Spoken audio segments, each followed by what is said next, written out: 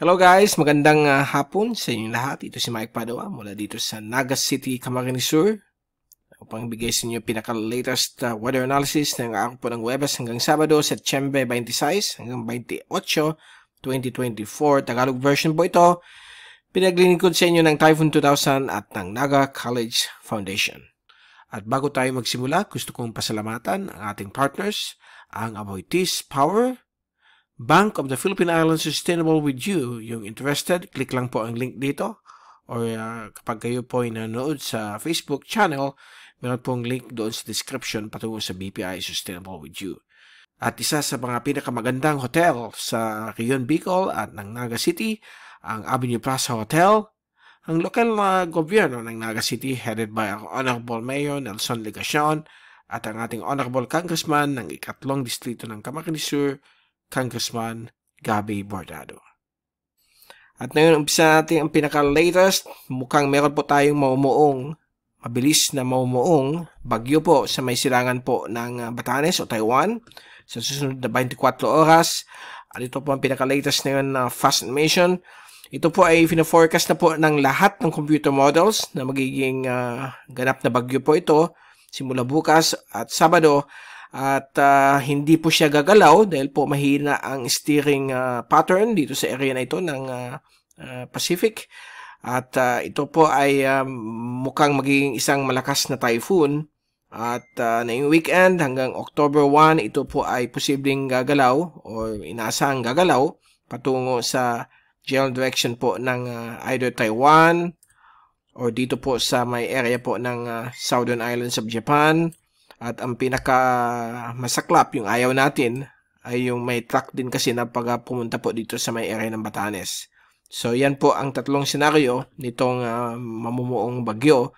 Kapag in-upgrade na po ito ng Pag-asa, bibigyan po ito ng local name as Julian o Julian. So, depende kung anong pronunciation niyo sa pangalan niyan. It's either way, pareho naman po yan.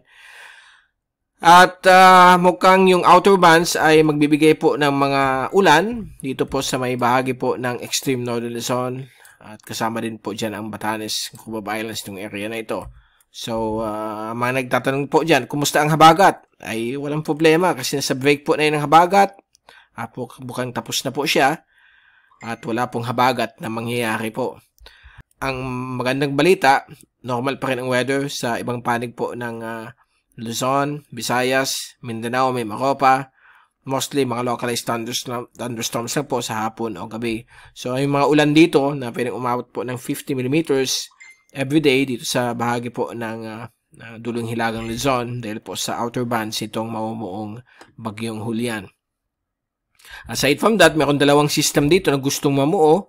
Ito muna, si 95W, mukhang aktibo na po itong tropical disturbance o LPA. At pag naging bagyo po ito, ang tracking po nito ay dito lamang po sa may area patungo sa Japan and then gaganyan po siya. Okay? At wala pong mangyayaring pagsasanib nitong dalawang ito dahil medyo maliit itong isa. Ito, liliit din po habang lalakas.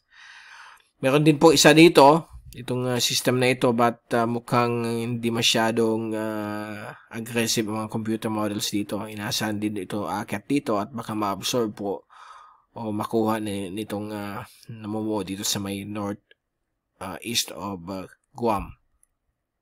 So, yan po ang situation. So, ito po yung another view mula sa windy.com UMETSAT satellite loop. At nakita po ninyo unti-unting nag-improve ang circulation nitong si LPA 97W. Okay? So, most likely baka bukas tropical depression na po ito na pangalan ay Julian. So, ito naman po yung isang bagyo, si Cimarron. Mukhang stationary din po dito. Ang forecast nito ay mukhang magtatrack po ito pupunta dito. But sa ngayon, mukhang quasi-stationary po siya south of Japan. Okay? At pahina na rin siya. Tropical depression na lamang po itong si Cimarron. International name po yan. Given din ng Pilipinas. At ito rin po ang isang system dito. Ipabantayin po natin but wala po itong epekto po sa ating lugar. Now, sa ating easterly wave ensemble, mula sa European model, ay nakikita po na ninyo dito na yung itong si potential na Julian, ito ang mukhang magiging malakas na bagyo kasi nakita niyo nasa 970 hectopascals. Isa po yan typhoon na category 1. Ang iba mukhang magiging category 3 or category 4. Malakas na bagyo. But liliit po siya based sa tracking. So nakita po niyo dito ang area ng possible uncertainty, yung kung saan siya pupunta. So, mukhang damay po ang Batanes. So, babantayin po natin yan in the coming days, lalo na yung weekend. Ito naman yung isa, walang problema po yan kasi ang track nito ay papunta po dito. At ito yung existing na si Bagyong Simaron, dito naman po yan. Ito yung isang system na gustong mamuo at hindi po siya matutuloy, baka ma-absorb po nitong si LPA 95W. Sa ating wind and pressure forecast, kung anong igagalaw talaga nito. So, ngayon, nandiyan po yung LPA. Bukas ng hapon, inaasahan po ito. Mag-organize po dito sa may east of Batanes. So, bababa po siya dahil lumalakas yung high pressure po dito sa may area po ng China. So, ipupush siya dito.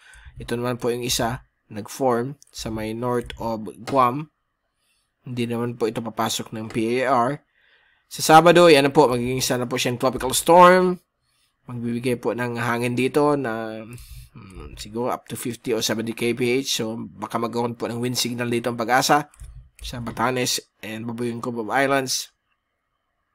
Sa Linggo po, September 29, ayan na po siya. Naging severe tropical storm.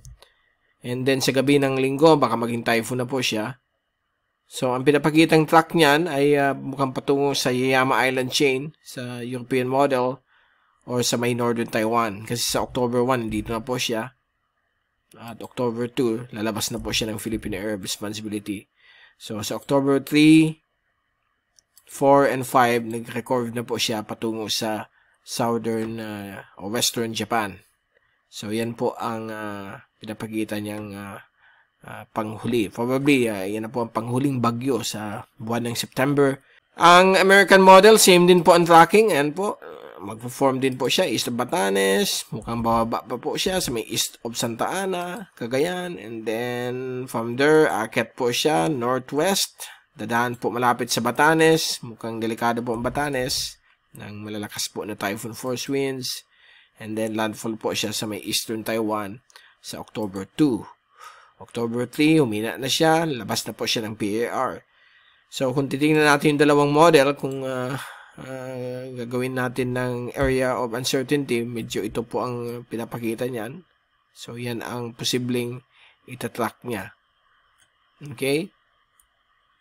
Ang American model ay dito po yung track niya. Paganyan.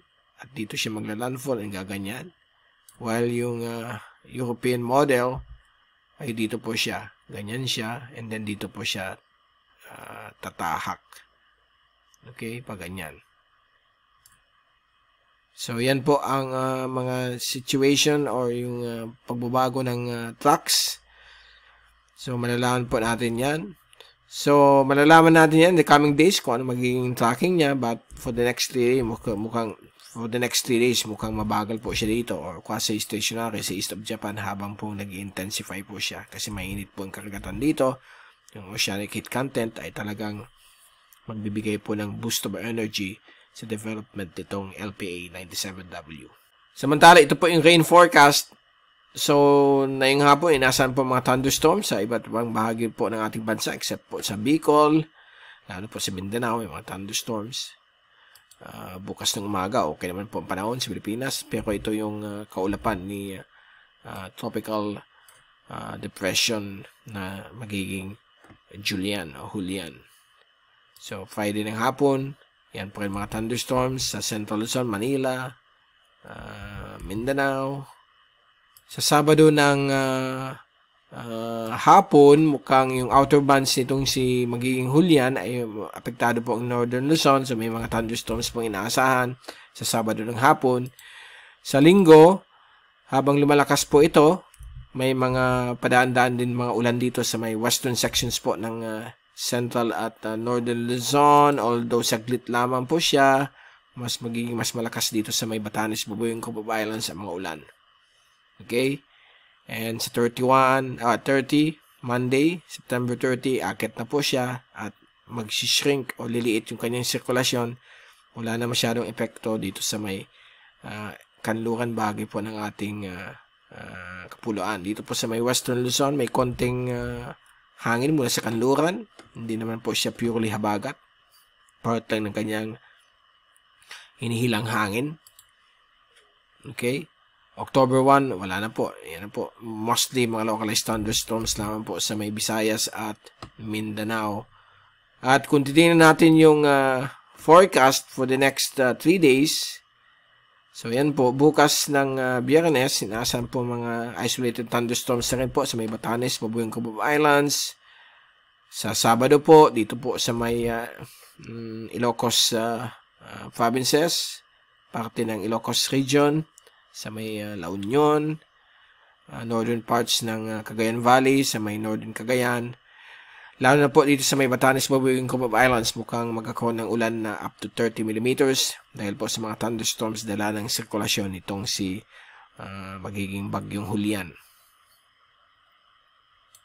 Sa Linggo, yan na po, mukhang aabot ng up to 50 millimeters sa mga ulan dito sa Linggo. Sa may Ilocos Norte, Northern Cagayan, sa may Apayao. Samantalang ibang bahagi po ng Northern Luzon, may mga light to moderate rainfall din po dala ng sirkulasyon nitong si magiging Julian. At pagdating po ng Lunes, last day ng Setyembre, mukhang liliit ang sirkulasyon pero lalakas po siya at nakikita po ninyo yung malakas na ulan dito na more than 100 millimeters, maabot po ng 200 millimeters plus, ay nandito lang po sa may karagatan po ng Bashi at Balintang Channel sa may eastern portion. Dito po sa may Batanes, may mga inaasahan po tayong ulan up to 30 meters lamang po. The rest, mga light to moderate rainfall lamang po. Yan po sa last day ng September. Pagpasok po natin ng October 1, lalo pang liliit ang sirkulasyon ni magiging Julian, pero magiging malakas po siyang typhoon. Kinang-kita po niyo dito ang gaano ka-compact yung sirkulasyon niya. Mas grabe po ang bagsak ng ulan dito. Maabot po ng ang iba pang areas dito almost 300 millimeters. At dito rin po sa may area po ng Northern Taiwan, pwede umabot ng 300 millimeters yung ulan. Possible flash floods and landslides ang inaasahan po dyan. Sa Pilipinas, dito sa atin, sa may Batanes, hindi na masyado. Light to moderate na lang po ang rainfall sa may Batanes, Bubuyong, Cubao Islands. At dito rin po sa may western sections po ng Ilocos region, drizzles to light rain lamang po. Okay? Pasalamat tayo, wala po yung hanging habagat. So, yan po ang forecast. Magbabago pa po yan since ang forecast more than 3 days ay pabago-bago ang lagay ng magiging panahon natin. Okay? At sa wave forecast, okay naman po. Up to 1 meter lang po sa may East Philippine Sea, sa inland waters. Kalmado hanggang half a meter. Ngayon din po dito sa may West Philippine Sea na yung araw na ito. But sa weekend, mukhang magiging maalon po ang dulong hilagang Luzon. Yan po, lalo na po sa Monday. Pwede umabot po ng up to 5 of 6 meters ang laki ng alon dito sa may east of Batanes. Sa may Batanes ay nasa, gagalaw natin ito. Yan, 2.6 or 3 meters ang laki ng alon dito. Dito rin po sa may east of Cagayan Valley. While the rest, okay naman po ang alon. Hindi naman po siya maabot ng 2 meters. Dito rin sa may inland waters ng ating kapuluan, mukhang less than 1 meter lang po ang alon. So, pasalamat tayo. Wala po ang habagat. At sana katapusan na po ng habagat. Usually hanggang end of September po siya. Minsan nag-extend hanggang middle of October, but gaya na sinabi ko, wala na po yung wet phase ng Madden June oscillation. Kaya medyo dry po ang panahon dito sa may southern parts ng Pilipinas. So, yan po. Yung mga fisherman, bawal po dito sa may karagatan po ng Luzon dahil malalaki ang alon dyan. While dito sa may east of Bicol hanggang sa east of Mindanao, inland waters po ng ating kapuluan, Sulu Archipelago, Visayan Sea, ay napakaganda po ang alon. Hindi po umaabot po ng 0.5 meter. Dito rin po sa may area po ng West Philippine Sea, mukhang up to more than a meter lamang po ang laki ng alon at suitable for fishing and sea travel. At bago tayong paalam, itong latest Global Tropics Hazard Outlook ng Climate Prediction Center ng NOAA, valid for the next 2 to 3 weeks, na kung saan yung third week ay highly uncertain, hindi sigurado. Sa week 2, valid October 2 hanggang October 8, inaasahan po natin ang Pilipinas, lalo na po dito sa may Central Luzon, Mimaropa, Visayas, Bicol, ay mukhang below average po ang rainfall. Nasa more than 50% o below average rainfall. Nasa dry phase kasi tayo ng Modern Junior Oscillation. Dito po lang ang grabing ulan. More than 65% sa may Taiwan, Southern Islands of Japan, Western Japan, South Korea dahil po sa pagdaan dyan ni soon to be Tropical Cyclone Julian. Dito naman po sa may area po ng Indonesia, Malaysia at Papua New Guinea, mukhang more than 80% ang above average rainfall dahil po sa beginnings ng La Nina.